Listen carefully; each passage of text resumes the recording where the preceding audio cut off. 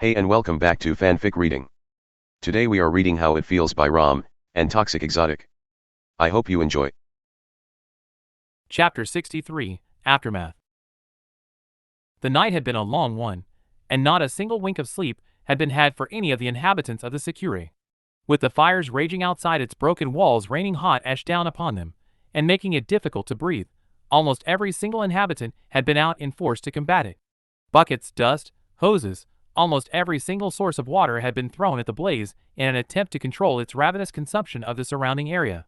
To make matters worse, the worry and frustration had continued to attract Grimm, and with the south side turrets having been destroyed, it had been down to the guards of both the village and Gyra's escort to defend the firefighters.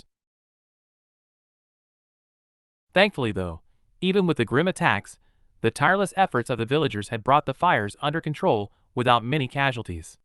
Earth dust had been used to patch up a large hole in the wall where the turrets had exploded until a permanent fix could be implemented, and the few civilians that had not gone to bed had already busied themselves cleaning away the ash from the crop field. Throughout it all, however, Blake had refused to leave the inn that she and her team had found themselves held up in. Not that she really cared. With the exception of occasionally checking on Weiss, who was currently recovering from the lightning strike in a room down the hall, she'd not left the chair that had been placed beside her girlfriend's room. Inside, the Reaper had yet to wake up, and Yang had forbidden anyone but the doctor to enter until she did. It was annoying. She understood that Yang cared about the girl, but Blake did too. Unfortunately, Blake knew there was little point in arguing, so had resolved to merely sit next to the door in hopes of hearing a voice sometime soon. A bowl of water sat on the floor beside her, the warm liquid tinted red, as Blake scrubbed Gamble's shroud, something she had been doing for so long that her fingers had already transitioned from pain to numbness. No matter how many times she went over the blade and the grooves, the cloth kept coming away with specks of dried blood. Pedley's blood, the blood of a child. The memory of what she had done still made her stomach violently churn. Do it and she dies. Those words. His words. She couldn't believe she'd uttered them. She couldn't believe she had used them to threaten a child's life. Even if it was to save her life, it was still something that didn't sit right, and Blake knew exactly why that was. Had the Grimm not listened, had the creature possessed the girl, she knew she wouldn't have hesitated to do as she promised. She'd seen what it did to Prince, watched as nothing Ruby or the guard did could even scratch it. What other choice would there have been? None, she thought to herself, running the cloth down the Gamble shroud's grip, the fabric coming away with a few more specks of red. I'd have done what I had to do. I'd have done my job.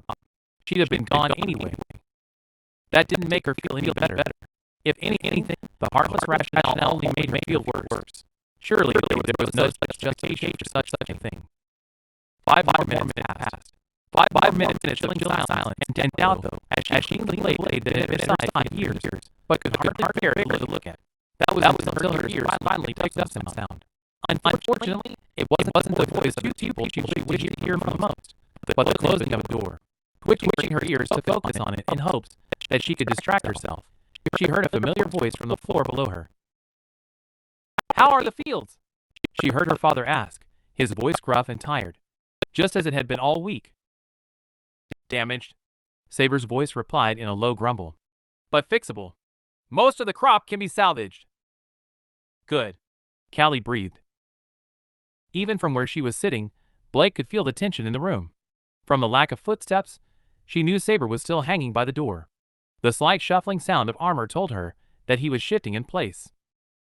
"And yet, I sense all is not well," Callie asked cautiously, silence following her words. "The council?" More silence, and Blake could only assume the man was nodding. "Then speak, so that we can clear the air. We've already seen the trouble bottled up emotions can cause. I would rather not have such negative energy following us on the flight to Vale." That would definitely not be a good thing. It had been difficult fighting ground forces where they could at least fight back, but if such emotions were to be taken into the air, there was no doubt in Blake's mind that it would be a massacre. "We lost good people today," the man said with little reluctance. "Prince, Kaith, Bakken, all of which could have been avoided had the council sent real hunters." "They sent what they had, Saber," Gyra replied. "With all due respect, Chief, they did not." There was an irritability to his voice. "They sent what they believed would placate us, just as Mistral and Vacuo have been doing for some time." "Saber is right, dear," Blake was surprised to hear her mother agree. As happy as I am that these events brought our daughter back to us, we cannot forget that people have died. Had we been Vale leaders or Atlas leaders, we both know that more would have been done to secure our safety. A tired sigh, and the groan met Blake's ears. She hated hearing her dad sound so dismayed. The people are talking, Gyra, Saber continued. The loss of the Northwest sector, the increased Grim attacks, the frequent delay of supplies, and the excuses the kingdoms give. All preventable, yet they were not. Many believe that you are not being as forceful as you could be in negotiations, and many more are starting to believe that you are unwilling to be. Silence filled the air, the only sound being what Blake knew from memory to be the nervous scratch of her dad's beard. With all the responsibilities that had been laid on the man's shoulders throughout his life, it had been a common sound in their house when she was a child.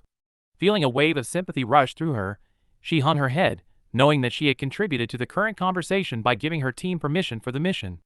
CFUI Xanthia. Any other Beacon team with more experience could have been sent instead.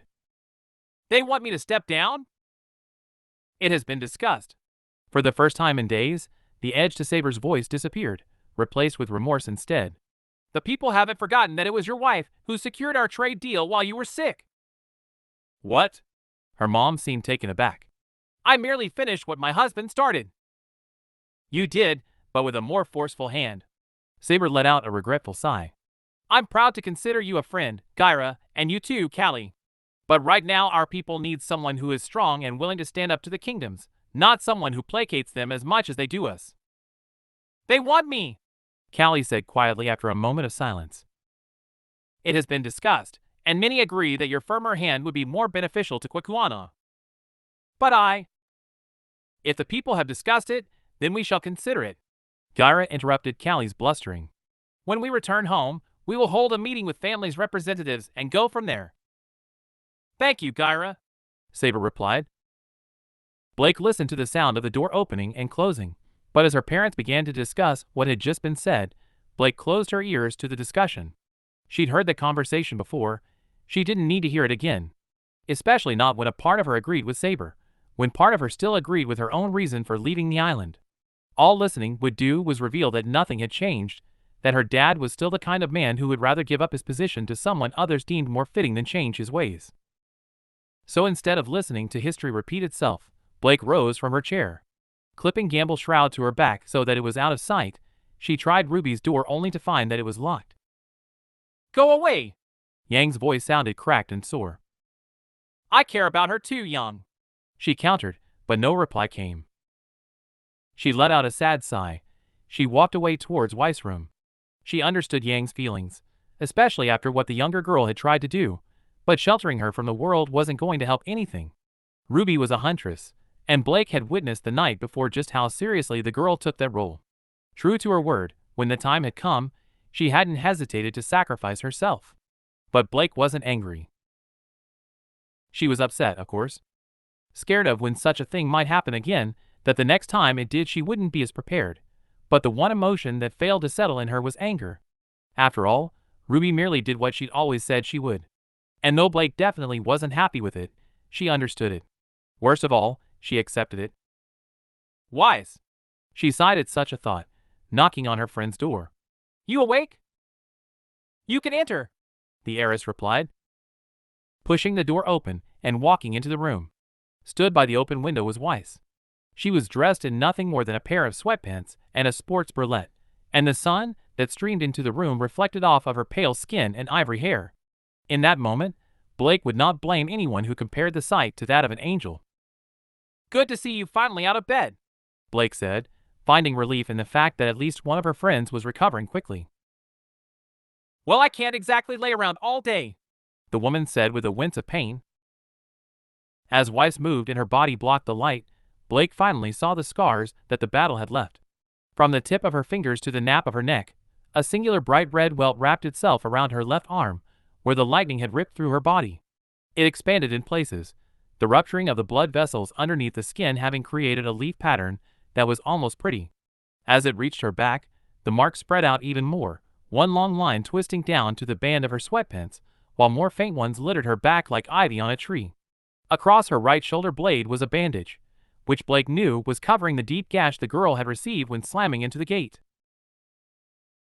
That looks painful, she remarked, unable to pull her eyes away from the mark. Looks can be deceiving, the girl mumbled, pouring herself some water. It's excruciating. The heiress lifted the water to her lips, her hand shaking like the leaves on her arm, and sloshing water over the rim of the glass. Moving forward, Blake tried to help, only for Weiss to fix her in place with a stubborn glare. Are they permanent? The snow-haired girl shook her head. The doctor said they will be gone in a few days. A week at most. That's some good news, at least. Sitting down in a plain wooden chair, she watched as her friend closed her eyes and summoned her aura. The faint blue light shimmered over her body, darkening slightly over the marks on her skin as a few of the branches receded. Letting out a relieved sigh, the girl dropped her aura and leaned against the windowsill. I take it that Ruby hasn't woken up yet? Nope. The worry in her voice was evident. And Yang still won't let me inside. Then break the door down. It's what I would do if I was able to use my aura for anything more than healing right now. That'll just make Yang even angrier than she already is. She has good reason to be angry. Weiss scowled and took another sip of water. What Ruby did. I knew. The girl paused and shook her head. I knew she was hopeful, but I never thought she could be so naive. Blake didn't reply. She couldn't, for she knew that any argument against Weiss' claim would be a lie. Thankfully, the heiress didn't push the issue. Instead, she let out a small sigh and put her glass aside. So how are you? Fine. Once again, Weiss fixed her with a single look. Tired, she admitted, running a hand over her face. Then get some sleep. Blake shook her head. I want to be awake when Ruby wakes up, she mumbled. And I still need to clean my weapon. Her friend shook her head at those words and pushed herself away from the window. Walking over, she placed a hand reassuringly on her shoulder before letting it slip backwards. With a slight tug on the magnetic plate, Blake felt her weapon detach and watched as Weiss moved over to the desk to set it down. Next to it was the girl's rapier, the once elegant metal blade laying in two pieces. When the lightning had struck Murdenaster, the dust inside its cylinder had exploded and completely shattered the hinge that kept it together. And though one of the village guards had returned the hilt and the blade, little more than scrap remained of the cylinder. While it was definitely fixable, Blake knew how much Weiss cared for her weapon. Like most hunters' relationships with their weapons, it was a part of her, so she felt a pang of sympathy rush through her as the heiress lovingly ran her hand along the still pristine blade. I will clean it, Weiss offered. And we both know that not a single person in this building will remain asleep once Ruby wakes up. Now go and get some rest. We still have a long flight back to Vale ahead of us, and I doubt Ruby and I will be much help in that fight. Blake wanted to argue, but she knew there was no point. The scarred girl's voice was firm and unwavering, and it was obvious that she was going to hear none of her excuses. All right then, Blake said awkwardly and stood up. Mind if I use your bed? There were only a few rooms left in Dash. Go ahead. Weiss cut her off, reaching out to pull the vacated chair towards herself. I won't be needing it anymore anyway. Knowing better than to get on Weiss' case about resting when the girl's mood was clearly a little sour, Blake merely gave her a nod and pulled off her jacket and boots before slipping into the covers. The sheets themselves were cold, Weiss' body heat having long since left them, but the mattress itself felt as soft as a cloud after a week spent sleeping on the floor. As soon as her head was against the pillow, she felt her eyes begin to close. Blake, she heard Weiss say, the girl already pouring water into a bowl. MMM? You saved Pedley's life, her friend said in a sincere voice. Please remember that. Unfortunately, even her friend's reassurance couldn't help the guilt that was still residing in her chest. Right. Shutting her eyes to block out the shaking of Weiss' head, she let her tiredness overtake her. However, even as her body grew heavy and the sound began to fade, she knew her sleep was going to be far from a restful one. It was quiet inside the dorm room. Almost peaceful. Sunlight and birdsong streamed through the window as Ruby laid on her back and perused her newest comic book, bathing her in warmth and filling her ears with pleasant music. The wonderful smell of weapon oil drifted into her nose as Blake cleaned her sword in the corner, while Yang and Weiss studied quietly on their beds. However, as peaceful as the room was, something didn't feel right. They'd been in the room for over an hour, and it would normally only take 20 minutes for Yang to start complaining that she was bored and wanted to do something else. By 30 minutes, 2 more complaints would have been lodged by the blonde until eventually Weiss would snap and tell her it was her own fault for putting it off. 5 minutes of arguing would follow, eventually leading to Blake leaving the room with a sigh in search of a quiet corner in the library. But not a word had been said.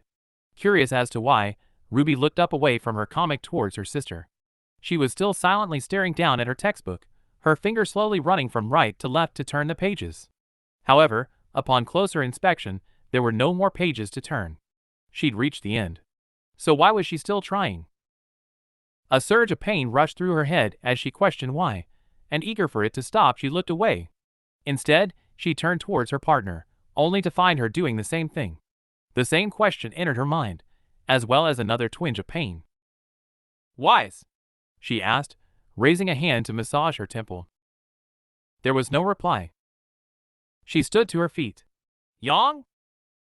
Again, there was no reply. "Blake?" She turned towards her girlfriend. The fauness was facing away from her, her arm rubbing the blade back and forth. The movement was strange, almost mechanical in a way. Taking a step towards the girl and looking over her shoulder, she saw that the sharp edges of Gamble's shroud were stained with red, the cloth in her hand long since shredded, and dripping blood down onto the desk. "Blake!" Ruby gasped and rushed forward to take the blade from her hand. "What are you doing?" Ripping the katana from the girl's hand, and feeling a wetness in her hands, she threw the weapon aside and reached out to grab her girlfriend's shoulder. Unfortunately, as she spun the fauness around to face her, she felt her stomach churn and took a step back. Painted on the girl's face was a hideous smile akin to something trying to appear human, and her usually amber eyes swirled with black and red. "Ruby!" Her sister's voice came from behind her, strained and painful as if coming from a throat lined with sandpaper. Turning around, she saw her sister and partner had left their beds, a similar smile on their faces, and their eyes swimming with the same red and black. "Why did you do this?" Weiss asked quizzically. She took another step back, her head pounding like a drum in a marching band. "I didn't make a dash." "You let it take us," Yang interrupted. "You could have stopped it." "But you saved it," Blake finished, her bloody hand wrapping tightly around her wrist. "Why?" Her head felt like it was going to split open, and all she could do was shake her head. "I'm sorry." "Sorry doesn't fix this." "Sorry does not take back what you did." "Sorry doesn't save us." She felt a tear leak down her cheek and knew they were right. It was all her fault. She could have stopped it, could have ended it, but she didn't. She failed. Crow had warned her, and she still failed. She couldn't even save her friends. As they advanced on her, she felt her back begin to slip down the wall. "Why didn't you save us?" Blake asked, a sadness to her voice. "Why didn't you listen?" Yang cried. "Why?" Ruby awoke with a start, and her eyes flew open. Her head felt like 1,000 tiny hammers were being smacked against her skull, and her eyes burned from the inside out, so painfully that all she could see before her was white. Her body ached, every inch of it sore and begging for her to go back to sleep until the pain vanished.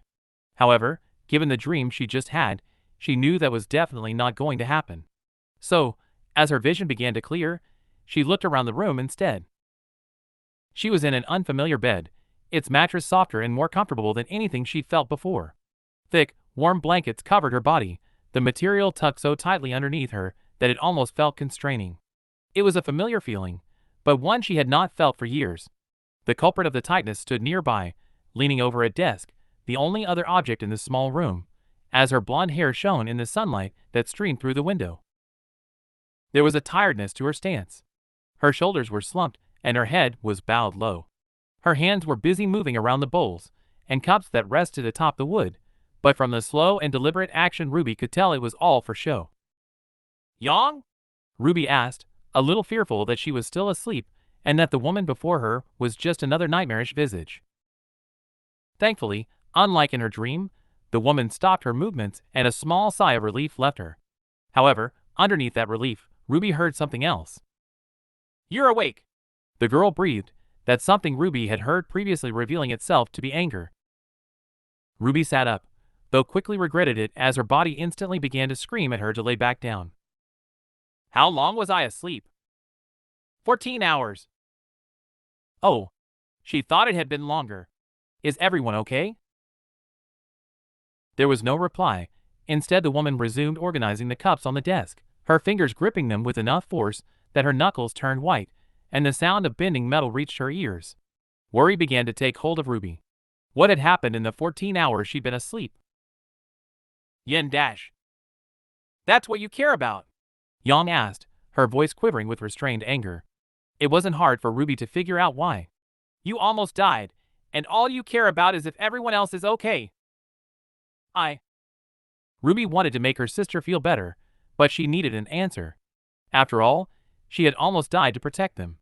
ARTH dash? It was not words that cut her off that time, but the loud, air-splitting sound of a wooden desk bursting into 1,000 pieces that caused Ruby to jump. Yang's hand had come down hard on its surface, her hair gleaming gold as the wood was reduced to an unrecognizable mess. The cups and bowls that had rested atop it clattered to the floor, water spilling out across the woman's feet.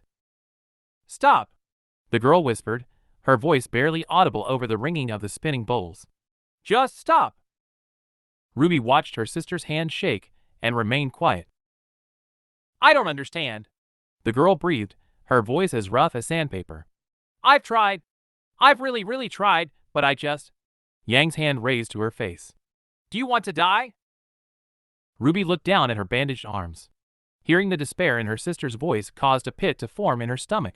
She hated seeing the woman that had raised her be in so much pain, and hated it even more that she was the cause. But she had no idea how to put her sister's mind at rest. No, she said honestly, her voice quiet. Then why? Yang pleaded. Explain it to me. I can't. Silence clung to the air for a minute following her answer. She knew it wasn't an answer that would satisfy the woman. Yang was her sister.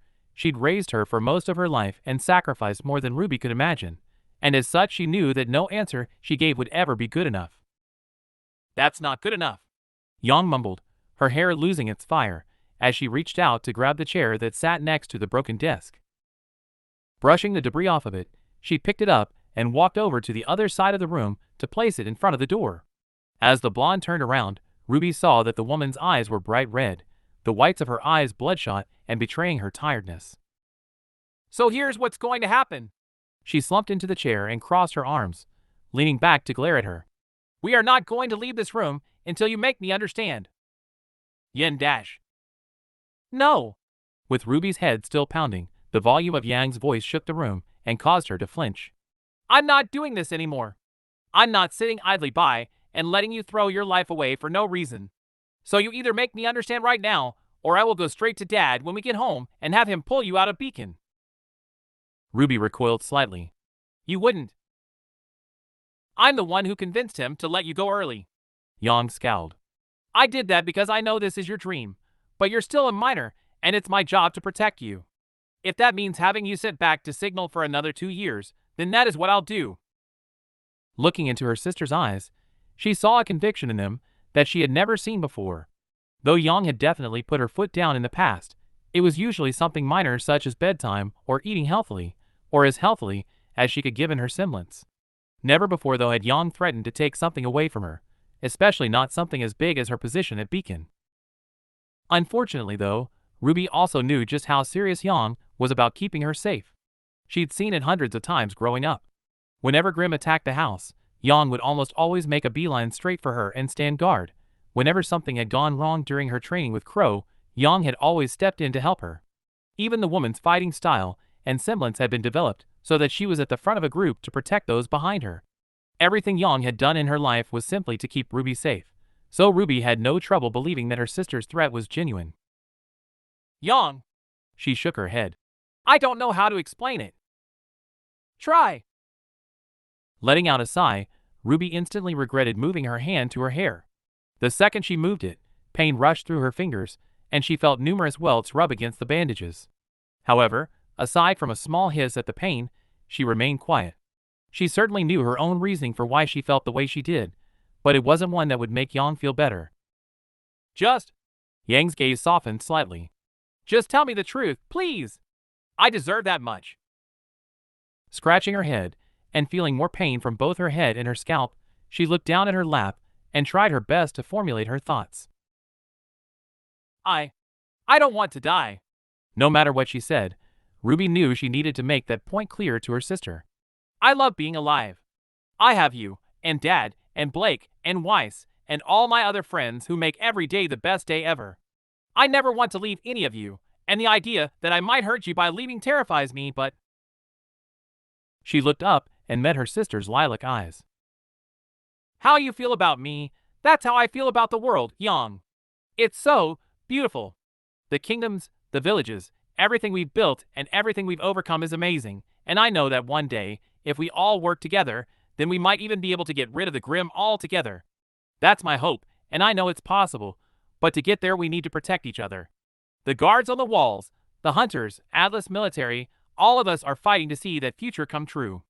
And we can't stop, even if it costs us our lives, because if we do then that future can never happen. I want to be there to see that, to see everyone happy and safe, but if I'm not, that's okay to me. If I'm not there because I was helping others get there, then that is a good enough reason for me. I know it's not for you, and that nothing I ever say will be, but it is for me. Yang held her gaze for a few seconds, and Ruby could tell that the woman was genuinely trying to understand. However, it wasn't long before she shook her head and rubbed her forehead. Ruby, she sighed, that's not that world. Even if it is possible, it's not gonna happen for hundreds of years. Nobody alive today is going to see it, and even if they were, how is it better to die for one village than to retreat and have the chance to save 10 more? I don't get to decide who lives and dies, Yang. Ruby scowled. It's our job to protect everyone we can. But you can't protect everyone, Ruby, Yang retorted. Then how would you decide? She countered. If it was Patch under attack and you could save it, wouldn't you do that? Or would you leave it to be destroyed so you could save another village? That's different. Yang breathed. Patch is our home. It's filled with the people we love and grew up with. Another village isn't. So they deserve less? Ruby queried heatedly. What if all the hunters who saved our village over the years thought that way too? We wouldn't have a home left, and me, and you wouldn't be here. Even though it wasn't their home, they knew it was someone else's, and some even died to protect it. Would you rather they didn't? I didn't. Yang closed her eyes and swallowed audibly. I didn't say that. You know I'm grateful for what they did, but what they did doesn't mean you have to do it too. I know I don't. She shifted closer to the end of her bed, wincing slightly with each movement. Yang, I'm not doing this because of obligation, or even because I want to do it. It's just who I am. It's who I've always been. Ruby watched as her sister's hand swiped over her face. She'd never seen the woman look so tired before, and wished she could do something to help, but she didn't want to lie to her. She didn't want to trick Yang into believing that her beliefs had changed, that she wouldn't one day risk her own life to protect as many as she could, because she knew that would only make it worse for her sister if that moment ever did arrive. I hate this, the blonde grumbled, her cheeks wet with tears. I never wanted this for you. I just wanted you to be a normal girl living a normal life. Our parents and grandparents were hunters. Ruby shrugged and tried her best to give her sister a smile. That was never going to happen. But I love my life. Yang gave a small sniffle and nodded her head. While her muscles relaxed a little, and she leaned forward to rest her elbows against her knees, she didn't move away from the door. And Ruby knew she wasn't going to. Despite having told her the truth, Ruby knew it still wasn't enough to make her understand, and that it was going to take at least a few more hours before Yang even came close. All right, Yang muttered, running a hand through her hair. Just run me through it again. Ruby didn't mind. If it helped her sister feel more comfortable with it, then she was more than happy to explain herself as many times as it took. So, turning in her bed and resting her back against the wall, her body producing a grateful groan, Ruby settled in for what was going to be a long afternoon. Tasting blood on her lips and feeling a slight twinge of pain, Blake pulled her thumb away from her mouth with a gasp to see that yet another part of the nail had been chewed down to the bud. With a small, frustrated sigh to herself, she activated her aura to heal the wound, the sharp pain immediately subsiding. That's 3 times now. Weiss mumbled from the desk where she was typing something on her scroll, its screen the only source of light in the dark room. I am sure they will be out any moment now. Ignoring the girl's reassurance, Blake merely switched hands and began to chew on the other thumb. It had been 5 hours since a loud bang had woken her. The sound of shattering wood and clattering metal had rung throughout the entire building so loudly that the numerous people on the floor had poked their heads out of their rooms to see what was going on. Even the manager had trotted upstairs with a worried look on her face, forcing Weiss to exit the room for a few minutes to assure her that everything was okay. Unfortunately, the relief of knowing Ruby was awake had quickly been doused by the fact that not a single other sound had come from the room since. And though she could use her hearing to listen in and see what was happening, she really didn't want to intrude on their privacy. If they were still locked away, then they had to have a reason. "If you want something to do, you can shut the window. It's getting cold." Ignoring the way it had been phrased, as she knew the girl was too busy keeping her pain at bay to bother with manners, Blake pushed herself off the bed and walked over to close the window. Before she did, she glanced out into the almost empty courtyard to see a Vale airship sitting in the center of it. The ship had arrived little more than an hour ago, and though she hadn't seen who had stepped off of it, whoever it was had apparently made a good impression on the people of the village after single-handedly stopping yet another small grim force that had attempted to force their way into the village. Letting out a sigh, she shut the window and thought back to the conversation she'd overheard earlier. If such a strong hunter was available for a mere pickup mission, why had they not been able to leave the Vale's wall to rescue the leader of a nation? She had no idea. Maybe the wall really was being that heavily bombarded. It wouldn't be that big of a surprise. Or maybe Saber was right, and once again her people had been considered unimportant. She didn't know. Shaking her head, she turned away from the airship, but distracted as she was, her hand clipped Weiss' case and sent a cartridge of plant dust to the floor. With a loud shattering that caused them both to jump, it split open and sent tiny green crystals spilling across the hard wooden floor. "Great!" she breathed in frustration, leaning down to clean it up. However, as she began to scoop the crystals into her hand, the tiny form of Weiss Borbatusk waddled out from under the bed and ran his tongue across the dust, causing Weiss to splutter. "Mud ball!" she gagged and waved her hand at him. "Leave it alone!" With a wave of her hand, the tiny boar disappeared, and Weiss let out a relieved sigh as her aura began to envelope her body again. "I take it plant dust doesn't taste too good?" Blake asked, picking up the last of the dust and making her way over to her friend. "Better than Grim, I will say that for sure," Weiss replied, coughing a little as Blake sat down on the edge of the desk and poured the dust into an empty bowl. Given everything that had happened over the last few days, she and Weiss had not really had much time to talk to each other. As a result, she had yet to ask what exactly was up with the newest aspect of her semblance. "What's up with that?" "I have absolutely no idea," Weiss groaned, her hands waiting in front of her. "What I do know, however, is that it is one of my least favorite developments, and one that I wish my sister had war dash." Whatever Weiss had been about to say about her sister was cut off by a knock at the door. As the sound echoed through the room, Blake felt the anxiety that had been beginning to fade settle back into her stomach and jumped to her feet. Rushing over to the door before Weiss could even call for the guest to enter, she ripped it open and found herself looking at her girlfriend and partner. A wave of relief rushed over her as she saw that the young Reaper was relatively unharmed. Other than both of her arms being encased in a thick layer of bandages and a set of stitches on her forehead that disappeared into her hair, the girl looked to be in good shape. Unable to control herself, she lunged forward and wrapped her arms around the girl's neck, pulling her into a tight hug. "Ow wow wow!" Ruby hissed, buckling a little under the pressure and clutching onto her back to stay upright. "You had us so worried." "Speak for yourself," Weiss muttered. "I knew she'd be fine." "I'm okay, Blake. Sore, but okay." Pulling away and looking her up and down just to double-check, Blake finally let out the breath she hadn't known she'd been holding. "Good." She breathed and stood aside, allowing the two entry to the room as she switched on the light. "Go sit down. You want a drink?" Before Ruby could even reply, Weiss held out the glass of water. As her arm extended, the light caught the heiress' pale skin and highlighted the mess of burns beneath her aura. Clearly they did not escape Ruby's notice, as her eyes widened and sadness caused her body to slump a little. "Weiss, your BA. I neither need nor want your apologies for the injuries I received doing my job." Weiss cut her off with a scowl. Though Ruby looked like she was about to argue, Weiss fixed her with a firm glare. The two locked eyes for a moment, a silent understanding passing between them, before the younger girl gave a grateful nod and began to down the drink. "No hug for me?" Yang asked and walked into the room.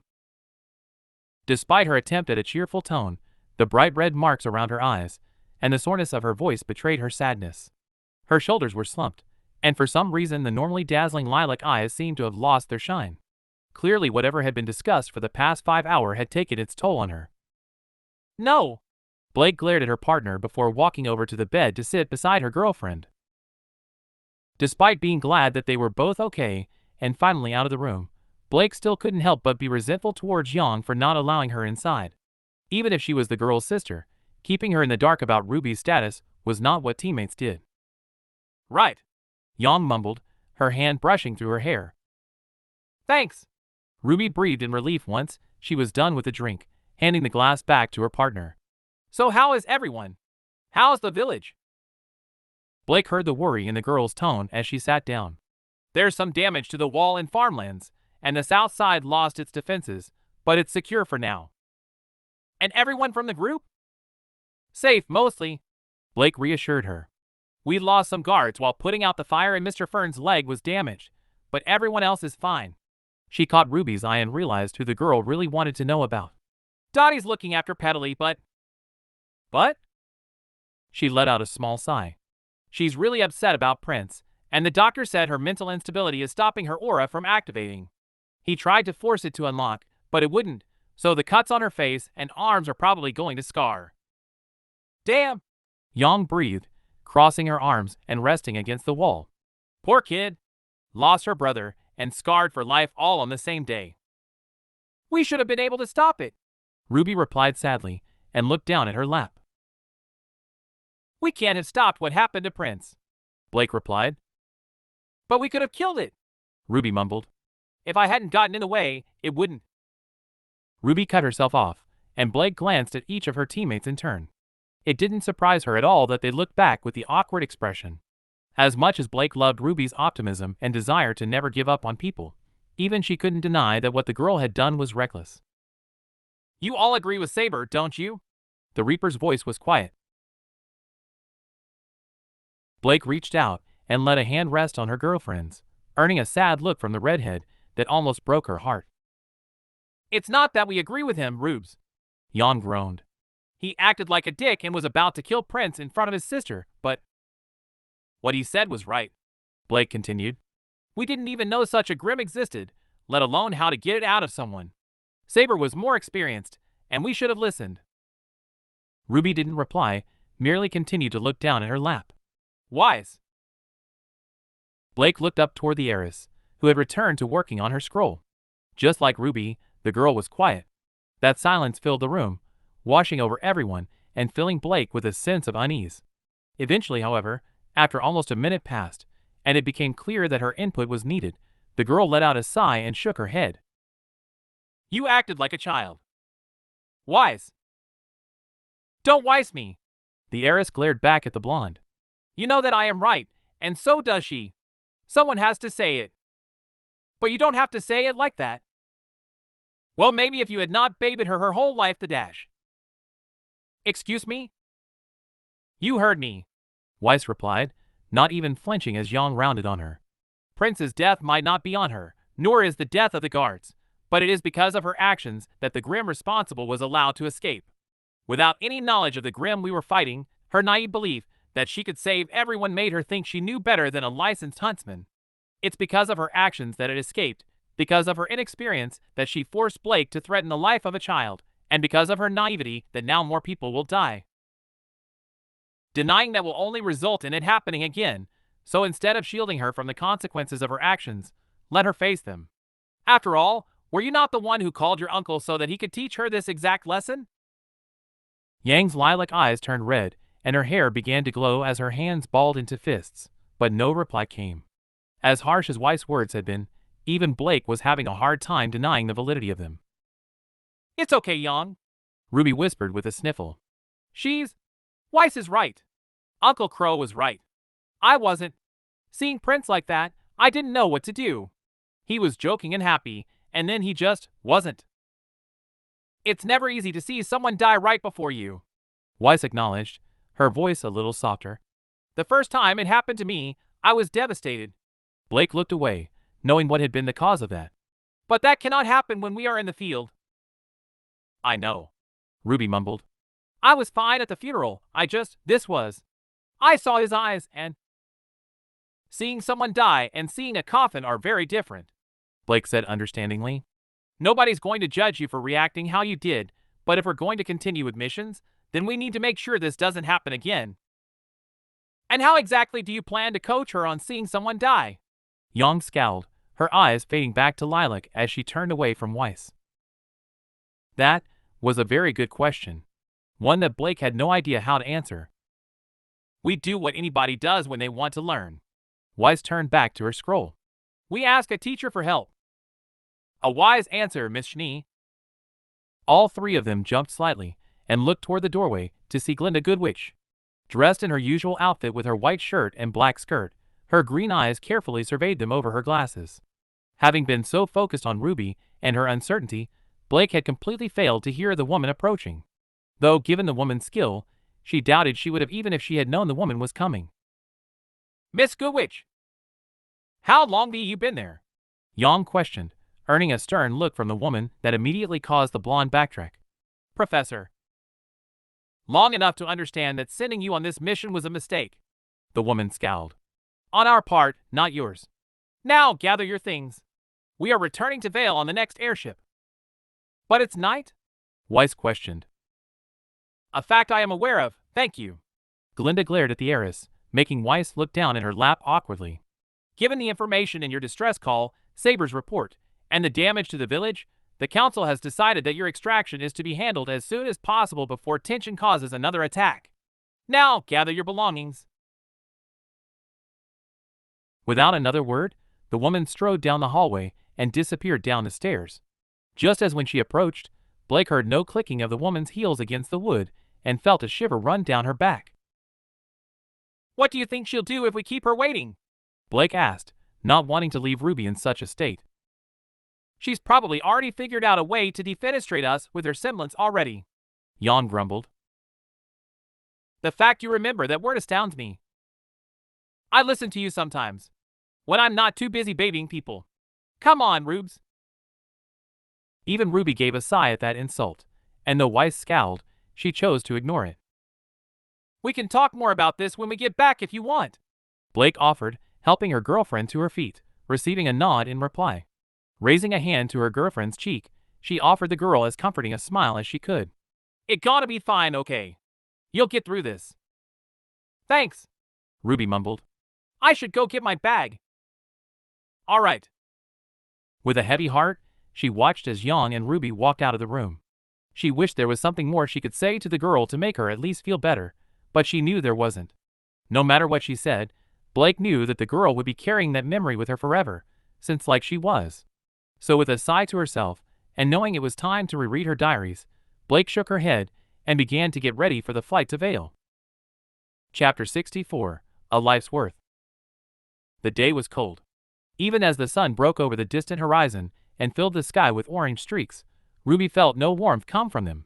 Instead, they were as cold as the wet rock that she had chosen to lean against beside Beacon's waterfall. A gentle breeze wandered from the ocean below, nipping at exposed skin and making her curl into herself. It had once been an action that had brought her some level of comfort, but now it felt childish.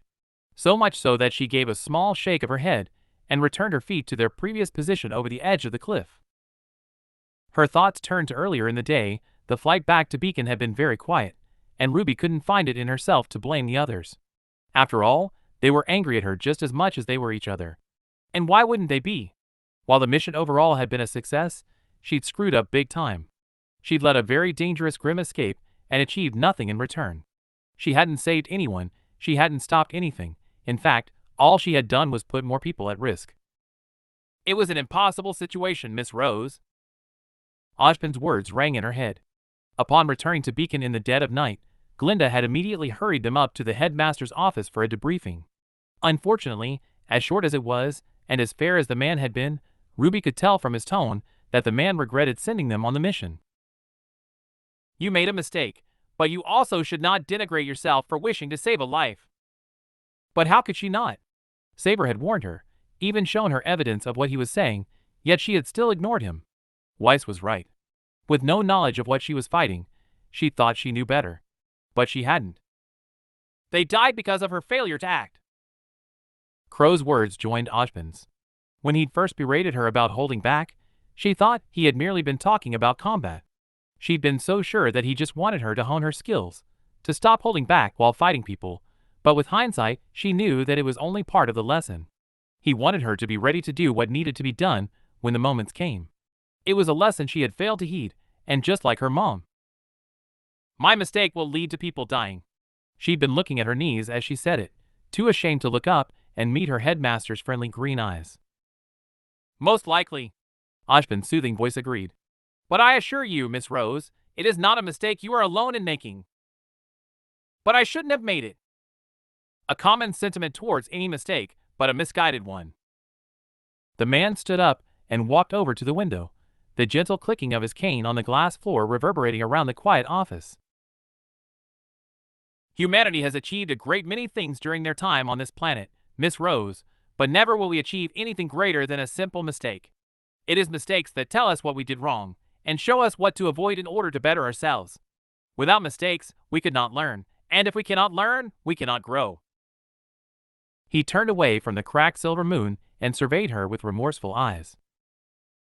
Your mistake on this mission was unfortunate, as was mine in approving it, and its cost is not something to be taken lightly, but I believe that instead of dwelling on what should not have happened in an event that we no longer change, it would instead serve us better to leave this room thinking on how we can avoid such a thing in the future. Don't you?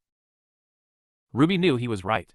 She knew that she couldn't change the past, and that her efforts would be better spent working out how to prevent that past from being her future, but she didn't even know how to start. That desire to protect life at all costs was innate to her. It always had been, and even as she sat listening to the roar of the waterfall with full knowledge of the consequences of her actions, she still couldn't imagine any scenario in which she would step aside and allow Saber to do what he intended. The taking of a life was wrong, but what other choice had there been? Only one. The one she had chosen, and she would hardly call that a better outcome. Take one life or condemn 100 others. Both options were wrong. Letting out a deep sigh, Ruby leaned her head back against the rock and looked up at the sky. When she had first started training for Beacon, never had she thought that such a choice would be presented to her. She just wanted to kill Grimm, not people. Ruby? She jumped slightly as her girlfriend's voice interrupted her thoughts, and quickly turned her head to look at her. The waterfall had masked her approach, but she stood only a few feet away with her hands twisting together in her lap. Her amber eyes were dull even as the sunlight glinted off of them, and her ears were flat against her head. Hi. She greeted the girl awkwardly, knowing that it had been her actions that led Blake to feeling as she did. Can I join you? As much as Ruby wanted to be alone, she could see that Blake didn't, so gave a small nod of her head and scooted aside, wincing slightly as pain ripped through her arms. With a grateful smile, Blake covered the small distance and sat down beside her. Silence filled the small amount of space between them, as they both sat there and watched lights begin to flicker on in the distance as the city began to awake. How did you find me? She asked grumpily. Cobalt said he saw you headed this way. Ruby didn't even remember seeing him, though she also didn't remember what had made her choose to sit near the waterfall. I just wanted some time alone to think. I get that, Blake hummed sadly. These past 24 hours have been pretty shit. Glancing across at her girlfriend, she saw the girl looking down at her hand and felt a pulse of shame run through her as she remembered what the girl had been forced to do in order to keep Petaley safe. She remembered the look of regret in the woman's eyes and the way Weiss had forced to pry the weapon from Blake's hands.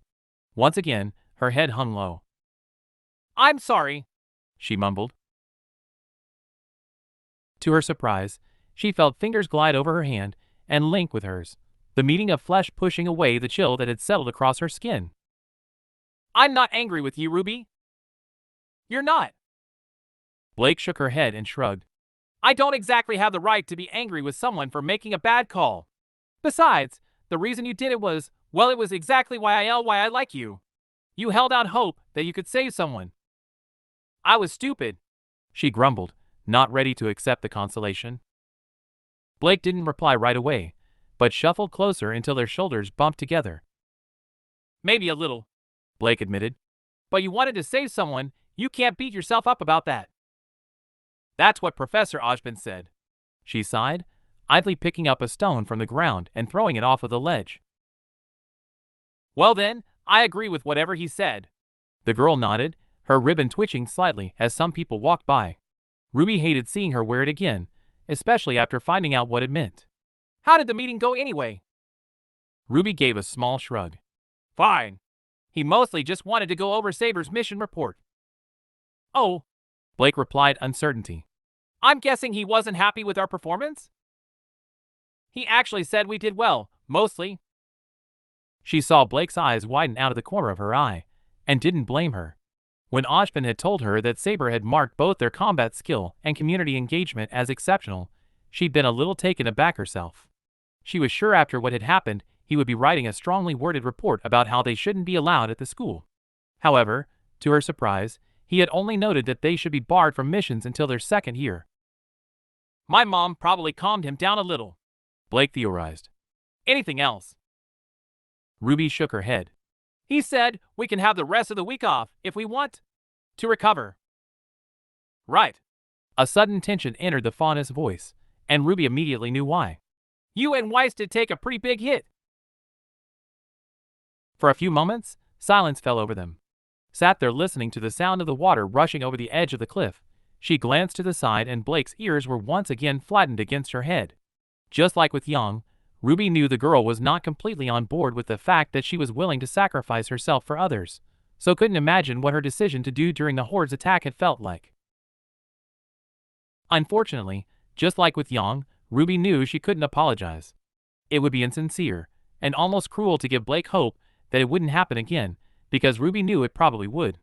Even still, the idea that she might one day hurt the people she loved still weighed heavily on her. I'm sorry, I almost didn't make it to 50. Blake's hand tightened on hers, and she heard Blake exhale loud and felt the girl's head drop onto her shoulder. I knew I was asking for a lot when I said that, the girl mumbled. So you're not upset with me? I am. Ruby felt what little hope had been growing in her chest immediately wither. Though I'm pretty sure there's nothing I can do to change your mind on that, right? Ruby shook her head. Hearing the sadness in her girlfriend's voice, she knew she had to tell her the truth too. I don't want to die. Just like she had with Yang, she needed to make that clear. But I can't. I can't promise you'll have a future with me. I'm not the kind of person who can just let a village be destroyed if I can stop it, so I'll understand if you want to end things. With each second that Blake remained quiet, Ruby felt her nerves gather in her chest. She loved being with Blake, and definitely didn't want to lose her, but it wasn't fair to the Faunus for the relationship to continue without that understanding. She needed Blake to understand that one day their time together might come to a sudden end, even if that meant Blake decided to end it before that time came. I already know you're not that kind of person, Ruby, Blake said quietly after a few minutes. I knew that when we started dating, and I'm not going to end what we have now. I just don't want you to sacrifice yourself for a village you can't save, or one that can hold out without it. But what if I can save Jasam and Dash? If the only way you can save someone is by sacrificing yourself, then it's unlikely that you'll have bought them more than a few minutes. Blake cut her off with a shake of her head. And a few minutes isn't worth anyone's life. Ruby couldn't argue against that. Even with the massive explosion from the dust gem, Sakura had still spent the entire night being swarmed by Grimm. Though she had no doubt bought it some time, she had done very little in terms of actually stemming the tide. The villagers had still spent the night fighting, more people had still died, and if that was the case for a large, well-fortified village, then what would happen to a smaller one? It's not a bad thing to be willing to give your life for something, Blake said, lifting her head off of her shoulder and turning to face her. But it's not a good thing to give your life for nothing. I know that. She caught her girlfriend's eye. If there's another option, then I'll do it, but if there isn't... I know, Blake said with an understanding nod. Just make sure you remember there are almost always other options. But what were those options? What options did they have to hold off the Grimm without the dust crystal? The defenses had already been destroyed or were proving ineffective, and they had found themselves surrounded and backed into a corner. although, as many as she had killed with the explosion, no doubt twice as many had arrived over the course of the night. And the village had handled them. Even without their turrets and preoccupied with handling the fires, they'd handled them. Did I really need to do that? She thought she had at the time, but in hindsight, she wasn't so certain. Maybe there had been another way, a safer way, that she hadn't thought of. Maybe with more time at Beacon she'd have been able to think of one. I promise. Ruby nodded. Blake's eyes remained locked on hers for a few seconds, but eventually the fauness gave a small nod, and the corners of her lips moved to form a slight smile. It wasn't much, but the happiness she could feel behind it was enough to feel a sliver of warmth creep up her chest. Leaning back into the girl and placing her head on Blake's shoulder, she finally grasped the woman's fingers a little tighter and closed her eyes. I'm sorry I worried you. You always worry me, Blake said, a little bit of humor finally entering her voice. But it's fine. Like I said, your desire to help people is something I really like about you. Ruby nodded and scooted closer to the girl and let out a small little sigh. As happy as she was to have Blake understand and comfort her, she still felt guilty about everything she'd put the girl through and made her do. The sadness and regret she had seen in the fauness eye after letting Petley go still burned in her mind, and unfortunately, unlike with Prince, the mistake had not only been due to not having enough knowledge, but because she had been unwilling to learn it. She didn't think she had needed to. But after what had happened, she knew that was wrong. If she was going to lead her team in future missions, then she needed to understand them. She needed to make sure that she wouldn't be putting them into situations that caused them to break down due to past trauma. Blake? MMM? Can I? She paused and considered her question. Would you mind if I read your diaries? The girl didn't reply straight away. While Ruby knew that she likely wouldn't mind if she had read them without asking, having said herself that she wasn't hiding them, she knew they still contained some very personal and painful memories for her girlfriend. And with just how those memories affected her girlfriend, she didn't want to read them without permission. You promise that you won't think differently of me? I promise, she replied effortlessly, knowing that what she read would only make her admire the woman even more for leaving that life behind. I don't want to accidentally hurt you again. Blake's eyes caught hers, and for a moment she thought the girl was going to argue. However, that quickly faded and she shook her head. Then read away. There was a slight hint of worry to her voice. Just don't expect it to be pleasant. I know. Ruby gave her a slight smile. But that's not you anymore. Feeling Blake give a small, uncertain bob of her head, she clasped the girl's hand tightly and finally let silence fall over them. The past 2 days had definitely not been good. She might even go so far as to say they were some of the worst. But as she sat there listening to the rushing water and the far-off sound of students beginning their morning workout, she could at least see a light at the end of the tunnel. Of course, there was still a lot to do to make sure her mistakes were not repeated in the future, but that could at least wait a few hours so that she could give her girlfriend the comfort she needed. After almost a week spent in the middle of nowhere, Blake found it a little odd to be back at school. Compared to the peaceful sounds of birds chirping and the wind rustling through the trees, the stomping feet and harsh laughter of her fellow students that filled her ears as she walked down the hallways caused a little discomfort. Every one of them sent a twinge of pain through her that made her want to fold her ears against it, even though she couldn't. However, as rough as the noises were on her ears, they were nowhere near as uncomfortable as the eyes she felt on her back. It wasn't uncommon for the students of Beacon to pay special attention to those who had just returned from missions, and Blake had definitely felt that when news of the Helk's defeat had spread around school, but there was something different about it. Usually there would be questions, people asking how the mission had gone, and what the biggest grim they killed was, but nobody was asking her anything. In fact, they seemed to be avoiding her. Not that Blake really cared.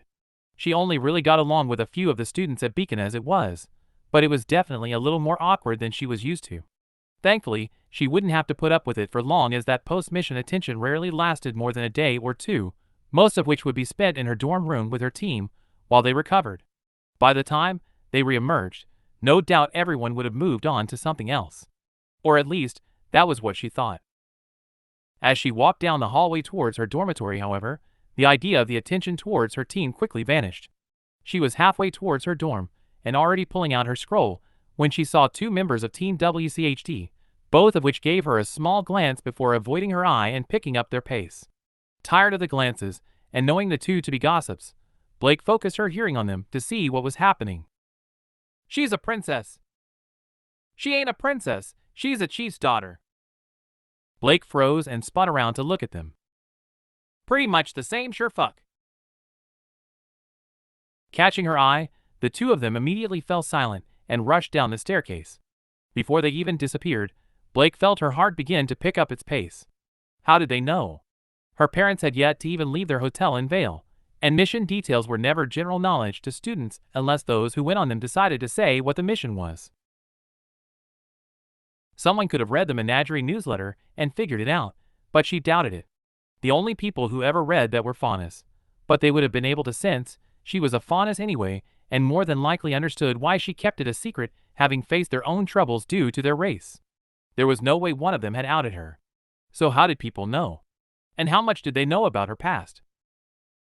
With her mind racing and worries starting to settle in, she hurried over to her dorm room and pressed her scroll against the lock. Hearing it open, she slipped inside and let out a small breath. It wasn't like she expected the fact that she was a faunus to remain a secret forever, nor did she care what people thought of it, but she had at least wanted to come out on her own terms. What's up with you? Glancing over her shoulder, she saw Yang sitting on the couch with Coco and Velvet. Compared to when she'd left her in search of Ruby, the lilac eyes seemed to have a little more life in them. I just heard Tato and Saloja talking. She trailed off as she noticed the two upperclassmen exchange a telling look. And I'm guessing you two know why. A third year's dad works at the mission office. Coco groaned and leaned forward. Apparently he heard that your parents were attacked and that the chief's daughter gave permission for a first-year team to go. Don't need to tell you how quickly that spread the rumors, and once they were out people kinda put it together. We tried to deny them, Velvet added with a gentle voice, the brunette cuddling up against the blonde's side. But they didn't believe us. Shaking her head and dropping her scroll on the nearby desk where Weiss was studying, she let out a small, annoyed breath. Why did people never just mind their own business? When did they start? About 2 days ago, the other faunus replied. Great, she grumbled. Just what I needed to come back to. Well, at least you can get rid of that stupid ribbon now, Weiss remarked, shifting the ice pack that rested on her back. Knowing it had been well-intentioned, and that Weiss tended to be a little more short when in pain, Blake let it slide. Besides, Coco grinned and returned her arm to Yang's shoulders. People will learn real quick that if they mess with you it'll be a big mistake. Just like with Vel's here. I shouldn't need a threat of violence to have people leave me alone. Blake scowled, the irony of that statement not lost on her, as she leaned down in front of the team's bookcase to pull out her diaries. And I can handle myself, thank you. All right. Pulling the books out and only counting 4 of the 5, she pushed a few more aside in search of it. Of course, the missing one had to be the first of them. What are you, Lukey Dash? It's here. Looking towards the heiress to see her holding out a book, she reached out and took it. Why Weiss had it, she didn't know, but she also didn't feel the need to ask. Thanks. Placing the book on top of the pile, she moved over to her girlfriend's bed and placed them on her pillow. Ruby asked to read them. How's she doing? The blonde huntress asked. Relaying a little of her conversation with the girl to the team as she climbed back and flopped onto her own bed, she flopped down and rested her back against the wall. As she told them how Ruby was feeling, she watched Yang Han move away from Velvet to run through her hair. And you didn't try and talk her out, oh Dash? Of course I did, Blake snapped at her. Though she understood that Yang was worried about her sister's well-being, she was getting tired of her acting as if that wasn't a concern they shared. Just because I didn't lock her in a room, that doesn't mean I don't care. You're still mad about that? You acting like I'm a threat and not letting me see my girlfriend after she was injured? She replied sarcastically. What do you think? Oh, come on, Yang said disbelievingly and sat forward, Coco placing a firm hand on Velvet's shoulder and shaking her head. You know it wasn't like that. I just wanted to talk to her alone. I don't care. She scowled angrily at her partner. 14 hours I had to wait to see her. You don't get to shut me out like that anymore. Imagine if Velvet was injured and Coco didn't let you see her. Yang, It was rare to see Velvet anything other than happy, but the look she was giving the blonde was definitely one of disappointment. Blake's right, not letting her see Ruby was unfair. Yang looked from Velvet to Coco, the latter simply shaking her head. What little life had been in her eyes faded into a dull shine as she looked down. I'm sorry. I was just scared. She almost died. And you're not the only one who wanted to make sure she was okay. Blake grumbled, feeling the anger that had been rising to her chest begin to settle down. Me and Weiss care about her too. Yang gave a nod, and a small tear dropped into her lap. It was a rare sight, so rare in fact that Blake was sure that she could count the amount of times she'd seen her partner cry on one hand, and the anger was quickly turned into sympathy. I know, Yang mumbled. Just seeing her like that. I wanted her to be a kid again. I wanted to go back to when I'd hold her if she was sick, to when I could actually do something for her. We've already discussed the fact that Ruby will always need you. Weiss interrupted from her desk, her lack of movement to turn and face them likely born out of just how painful it was for her to move in general. But for the record, I am with Blake on this one, so if you shut us out again... She paused as a large glyph appeared in the middle of the room. It spun in place for a second before a grim so large that its head scraped along the ceiling burst out. Blake recognized it immediately as a berserker, and quickly covered her ears as it leaned back and let out a deafening roar that shook the room. As the noise ripped through the room and caused a few loose objects to fall from the desk, Yang gave a small start. Next to her, Velvet grabbed her ears and pulled them down as Coco merely gave the creature a smirk. I will have Yang too here smash whatever you put in our way to splinters. She finished once the roar had subsided. As Yang blinked up at the quickly fading creature, her shock slowly began to subside. At first, the previous sadness began to enter her eyes, but the soft chuckles from Coco seemed to pull her attention away. It was another rarity, but a joyful enough sound that Yang's lips started to form into a shy smile. Got it. It won't happen again. Good, Blake muttered. With a satisfied sigh at the fact a full-blown argument hadn't been needed to make the blonde see reason as it had last time, Blake reached up and pulled her ribbon off to massage her ears. It would be a lie to say that the feeling of the silky material sliding from them wasn't pleasing, especially having spent a whole week without it. Maybe Weiss was right. With everyone already knowing, there was no real reason to wear it anymore. No longer did she have to hide who she was.